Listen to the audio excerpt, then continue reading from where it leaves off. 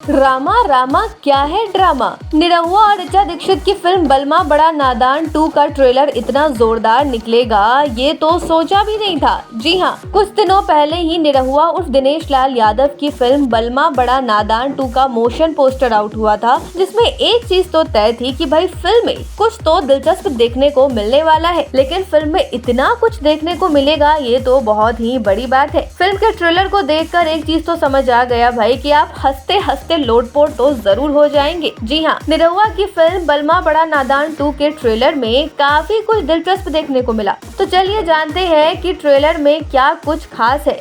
सबसे पहले तो बात करेंगे निरहुआ के कैरेक्टर भोला की। जी हाँ, जो कि एक मेंटल पेशेंट है, दिमागी संतुलन ठीक नहीं है और उनका इलाज चल रहा है। भोला की दादी चाहती है कि किसी भी तरह से भोला का घर बस जाए, लेकिन उसके मानसिक बीमारी की वजह से हर कोई इस रिश्ते के लिए मना कर देता है। हालांकि तभी एंट्री होती है निरहुआ की लाइफ में खूबसूरत सी अभिनेत्री ऋचा दीक्षित की, जिसकी शादी तो पहले ही किसी और से होने वाली थी। हालांकि फ्रॉड दूल्हे से मंडप में ही शादी टूट जाती है और इसके बाद होती है भोला से एक्ट्रेस की शादी। हालांकि कई सारे अनसुने सच जो हैं वो सामने आते हैं। तो ये है बलमा बड़ा नादान 2 का बहुत ही धांसू वाला ट्रेलर। बात की जाए फिल्म में बाकी एक्टर्स की तो संजय पांडे, विजय महादेव गोस्वामी, मनोज सिंह टाइगर और अंजलि चौहान जैसे बड़े कलाकार भी इस फिल्म में अपना अभिनय दे रहे हैं। जी हाँ, देखा जाए तो स्टार कास्ट बहुत ही दिलचस्प है। ये फिल्म जो है एक ऐसी फिल्म है जो